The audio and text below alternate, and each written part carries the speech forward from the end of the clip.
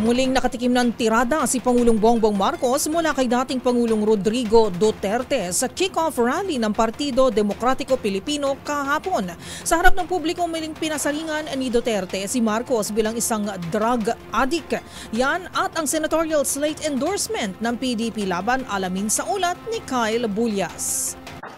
Marami kasi sila. Ano dapat ang gawin natin? Di, patayin natin yung mga senador ngayon para mabakante.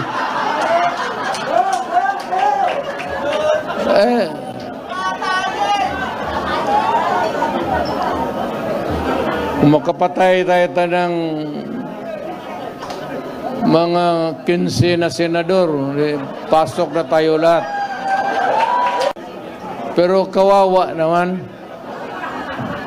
Pero nakakainis kasi yung hindi naman lahat. Pero sabi nga, talking of opportunities, the only way to do it is to pasabugin na lang natin yung ano. Yan ang naging biro ng dating Pangulo at kasalukuyang chairman ng Partido Demokratiko Pilipino na si Rodrigo Duterte sa kanilang kick-off rally sa Club Filipino sa San Juan City kahapon. Sa kanyang pag-endorso sa siyam na senatorial candidates ng kanilang partido, binanatan nito ang mga naging pasaring ni Pangulong Bongbong Marcos sa kanilang naging proclamation rally sa Iloilo City.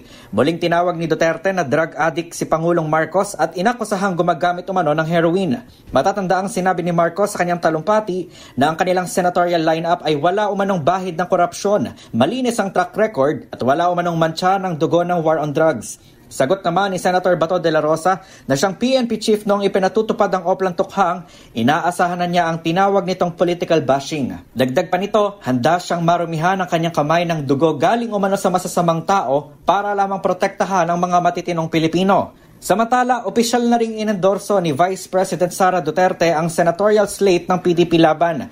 Bagamat hindi siya dumalo sa proclamation rally, sinabi nito sa isang statement na tiwala siyang nasa mga tao na ang kapangyarihan na baguhin umano ang kasalukuyang takbo ng bayan. Kasabay nito ay hinimok nito ang publiko na iboto ang buong lineup ng PDP laban. Kabilang rito sina re-electionist Senator Bongo at Senator De La Rosa, si Sagip Party List Representative Rodante Marcoleta at si Pastor Apollo Kibuloy na kasalukuyang nasa Pasig City Jail dahil sa kasong human trafficking at child and sexual abuse.